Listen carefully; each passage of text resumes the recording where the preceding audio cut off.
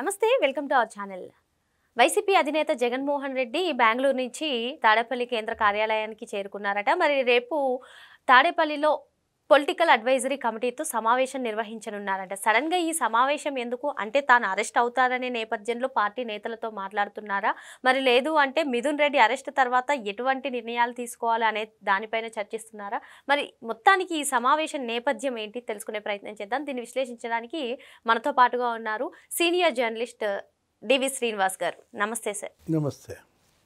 YCP అధినేత జగన్మోహన్ రెడ్డి రేపు political advisory కమిటీతో సమావేశం కానున్నారు. సడన్గా ఈ సమావేశం నిర్వహించడానికి కారణం ఏమై ఉంటుంది సార్? అయితే పార్టీ బాధ్యతలన్నీ కూడా వేరే వాళ్ళకి అప్పచెప్పాలనుకుంటున్నారా? మరి మిథున్ రెడ్డి అరెస్ట్ తర్వాత తన అరెస్టే అని చెప్పి వినిపిస్తుంది. మరి మొత్తానికి జగన్మోహన్ రెడ్డి అరెస్ట్ అయితే ఎటువంటి నిరసనలు వ్యక్తం చేయాలి అనే దానిపైన చర్చించనున్నారా? మొత్తానికి ఈ సమావేశం యొక్క నేపథ్యం ఏంటంటారు, అజెండా ఏంటంటారు, మీరేమంటారు? అంటే బాధ్యత రహితంగా కనపడతాను. పార్టీ బాధ్యతలను ఇంకొకరికి అప్పచెప్పటం కాదు. ఈ సంవత్సర కాలంలో ఆయన బాధ్యతలు ఏమి నిర్వహించాడు?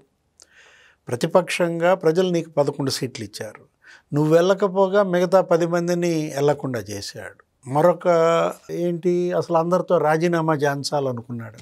ఇప్పుడు వాళ్ళందరూ ఇప్పుడు రాజీనామా చేసి గెలవకపోతే ఏంటి పరిస్థితి అన్నారు. అంటే ప్రతిదీ తప్పటడు.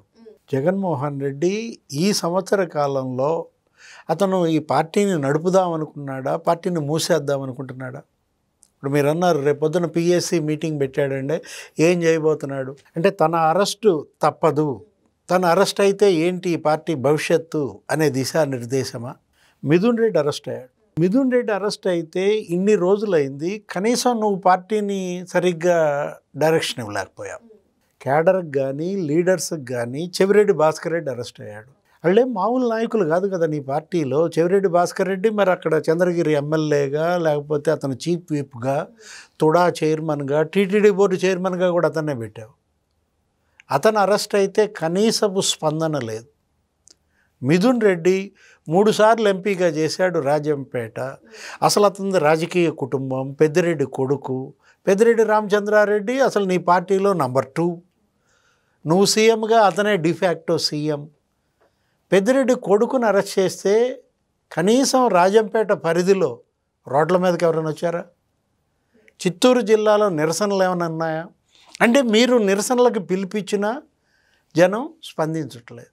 సొంత వైసీపీ క్యాడర్ కూడా కదిలిరాని పరిస్థితి అంటున్నారు సార్. అంటే అసలు జగన్మోహన్ రెడ్డి యొక్క ఆ నాన్ సీరియస్నెస్ భయమా, లేకపోతే ఒక రకంగా ఏంటి పార్టీని నడపాలన్న ఆలోచనే లేదా? ఇప్పుడు అతను జైలుకి వెళ్తే ఇప్పుడు మీరు అన్నారు పిఎస్సి ఏంటి దీని ఎజెండా అంటున్నారు. పొలిటికల్ అడ్వైజరీ కమిటీ ద్వారా ఇతను రేపేం చేయబోతున్నాడు? సజ్జల రామకృష్ణారెడ్డిని అధ్యక్షుడిగా ప్రకటిస్తాడా? ఎందుకంటే అతనే మొన్న అన్ని ఛానల్స్కి ఇంటర్వ్యూలు ఇచ్చాడు. అతనే లీడర్స్కి లేకపోతే క్యాడర్కి టెలికాన్ఫరెన్స్లు నడుపుతున్నాడు. నువ్వేం చేస్తా? స్పష్టం చేశారు కదా సార్, జగన్మోహన్ రెడ్డి అరెస్ట్ తప్పదు అని చెప్పి సజ్జలే చెప్పడం జరిగింది కూడా. ఏది మేమన్నిటికీ ప్రిపేర్గా ఉన్నాం. దేనికి ప్రిపేర్గా ఉన్నారు? జగన్ అరెస్ట్ అయితే నువ్వు ప్రిపేర్గా ఉన్నావా అధ్యక్ష పదవిలో కూర్చోటానికి? వాళ్ళ సజ్జల రామకృష్ణారెడ్డి వైసీపీకి ఒక గుదిబండగా మారాడా? ఇప్పుడు మనం చూసాం గత ఓటమికి అతనే ప్రధాన కారణం అని. జగన్మోహన్ రెడ్డిని ఎవరిని కలవనీయకుండా వీళ్ళే అతని చుట్టూ కోటరీ కట్టారు. ప్రతి ఒక్కళ్ళు అదే కదా ఆరోపణలు. కోటంరెడ్డి శ్రీధర్ రెడ్డి అసలు గంటలు నిరీక్షణలు, జగన్ని కలవనీయకుండా, జగన్ ఏమో ప్యాలెస్ నుంచి బయటకు రాకుండా. అంటే ముఖ్యమంత్రిగా జగన్మోహన్ రెడ్డి 5 ఏళ్ళు పార్టీకి దూరం అయిపోయాడు. ఎవరిని కలవలేదు, కార్యకర్తలతో లేదు, ప్రజలతో లేదు, నాయకులతో లేదు. అసలు 2-3 ఏళ్ళు ఎంపీలకే అపాయింట్మెంట్ లేదు. జగన్ అపాయింట్మెంట్ కోసం నేను 3 ఏళ్లుగా ఎదురు చూశానని ఎవరన్నారు? డాక్టర్ సంజీవ్ కుమార్ కర్నూలు ఎంపీ అప్పుడే చెప్పాడు. అంటే ఎన్నికలకు ముందు జగన్పై పార్టీలో వ్యతిరేకత, ప్రభుత్వంలో వ్యతిరేకత మనకు తెలిసిందే, ప్రజల్లో వ్యతిరేకత ఫలితం వీళ్ళు అనుభవించారు. ఇప్పుడు జగన్ అరెస్ట్ అంటున్నారు. అంటే నేను అరెస్ట్ అయితే ఏంటి పార్టీ పరిస్థితి అనే చర్చక రేపు పిఎస్సి?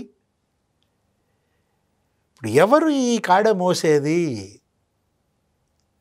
ఇప్పుడు ఇవాళ వైఎస్ఆర్ కాంగ్రెస్ పార్టీ పుష్కరమైంది ఈ పార్టీ పెట్టి. అంటే పుష్కరం అయ్యేసరికి ఈ పార్టీ బెలూన్ లాగా పగిలిపోతుందా? అంటే పార్టీ ఒక పుష్కరం నడపటానికి కూడా నీ వల్ల కాలేదంటే, అతను ఏమంటున్నాడు సజ్జల రామకృష్ణారెడ్డి, టెలికాన్ఫరెన్సుల్లో గ్రామ కమిటీలు ఏర్పాటు చేయండి, మండల కమిటీలు రావాలి అంటే, సంస్థాగతంగా ఈ పార్టీ ఎంత వీక్గా ఉంది, బలహీనపడింది. అక్కడ స్పష్టంగా కనపడుతోంది. ఏది క్యాడరు ఇవాళ ఊరికే ఏదో అప్పుడప్పుడు పర్యటనలకు వచ్చి నెలకో పర్యటనకి వెళ్ళి డబ్బు వెదజల్లి జనాన్ని అప్పని సమీకరించి జనం విపరీతంగా వస్తున్నారని మీ మీడియా బాగా ఊదటం కాదు. నిజంగా ఇది బలుప వాప, ఇది బలుపు కాదు వాపు అని నీకు ఇప్పుడు ఈ పరిణామ క్రమం తెలియజేస్తోంది. ఫలితాలు సరే, సంవత్సర కాలంగా ఒక్క పర్యటన, ఇప్పుడు ఒక్క నిరసన ఏది మీరు చేసింది? 5 ఆందోళనలకు పిలిపించాడు ఏడాదిలో, 2 నెలలకు ఒకటి. 5 ఆందోళనలో ఇతను పాల్గొనల. ఫీజు పోర్ అన్నాడు, లేకపోతే యువత పోర్ అన్నాడు, లేకపోతే రైతు పోర్ అన్నాడు, కరెంటు బిల్లుల పోర్ అన్నాడు. ఎందుట్లో అన్నా నువ్వు ముందుండి నిలబడ్డావా? జెండా ఎత్తావా? అరే ప్లీనరీయే జరపలేదు. నీకు తెలుసు మొన్న వాళ్ళ నాన్న పుట్టినరోజు, ఆ ప్లీనరీ జరపకుండా దాన్ని వాయిదా వేశాడు. ఇప్పుడు మిథున్ రెడ్డి అరెస్ట్ అయ్యాడు కదా, ప్రెస్ మీట్ పెట్టావా? ఎందుకని పెట్టలా? ఇప్పుడు ఒక ప్రధానమైనటువంటి నాయకుడు అరెస్ట్ అయితే అటు చిత్తూరు జిల్లాయే కాదు, అతన్ని మీరు రాజంపేటలో 3 సార్లు ఎంపీగా గెలిపించారు. ఇవాళ అతను ఏంటి, లోక్సభ పక్ష నేత, అతను పార్లమెంటరీ పార్టీ లీడర్ కింద లెక్క దగ్గర.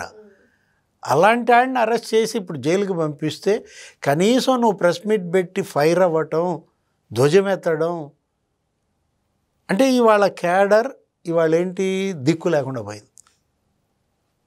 ఇవాళ జగన్మోహన్ రెడ్డి ఇవాళ పార్టీ దిక్కులేని పార్టీ అయిపోయిందన్నమాట. నువ్వు అదేమంటే ఇప్పుడు మనం ఏంటి, జగనే జైలుకి వెళ్తే ఇప్పుడు దిక్కులేని వాళ్ళకి దేవుడే దిక్కు అంటారు. అసలు ఇప్పుడు దేవుడు కాదు, ఇక్కడ ఏంటి వీళ్ళు దెయ్యం అంటున్నారు. ఇప్పుడు ఇవాళ బీజేపీ రాజ్యసభ ఉన్నటువంటి సభ్యులంతా బీజేపీకి వెళ్ళిపోతున్నారు. కొత్త వార్త. ఇప్పుడు ఆల్రెడీ వాళ్ళకి 11 మంది రాజ్యసభ సభ్యులు ఉంటే ఒక 3-4 రిజైన్ చేసేసారు మొన్నే. ఏది విజయసాయిరెడ్డి, కృష్ణయ్య, మోపిదేవి వెంకటరమణరావు, లేకపోతే ఆయన మస్తాన్ రావు వేరే పార్టీల్లోకి వెళ్ళిపోయి గెలిచేశారు. ఒక ఎన్నిక జరిగితే సానా సతీష్ ఎవరో తెలుగుదేశం గెలిచింది. ఇప్పుడు రేపొద్దున మళ్ళా జూన్లో ఇంకో 10 నెలల్లో ఒక 4 సీట్లు ఖాళీ. పరిమళ నత్వాని, లేకపోతే ఈ నిరంజన్ రెడ్డి, ఈ బ్యాచ్ ఉన్నారు కదా, ఎవరు పిల్లి సుభాష్ చంద్రబోస్, ఇవన్నీ ఖాళీ అయిపోతాయి. అంటే అసలు ఆ ఖాళీ అయ్యేలోపు వాళ్ళంతా బీజేపీలోకి వెళ్ళిపోతారంటున్నారు. ఉన్న 7గురిలో ఇక మిగిలేదు ఒకడేనా, లింగులిటుకమంట వైవి సుబ్బారెడ్డి. అంటే ఇప్పుడు ఇవాళ వైఎస్ఆర్ కాంగ్రెస్ పార్టీ ఏంటంటే నీకు గాలిలో దీపంగా మారి మినుకుమంటోంది. ఎప్పుడు గాలి కొట్టుద్దో ఇది ఆరిపోద్దా? మరి వైసీపీ పరిస్థితి గాల్లో దీపంలాగా ఉందని, మరి ఈ అత్యవసర భేటీ ఎందుకు జరిపిస్తున్నారో, అంటే జగన్మోహన్ రెడ్డి అరెస్ట్ అవుతారనే నేపథ్యంలోనే ఈ భేటీ సమావేశం అవుతున్నారో ఏంటో వేచి చూడాలి. మరో అంశంతో మళ్ళీ కలుద్దాం. Thank you sir. నమస్తే.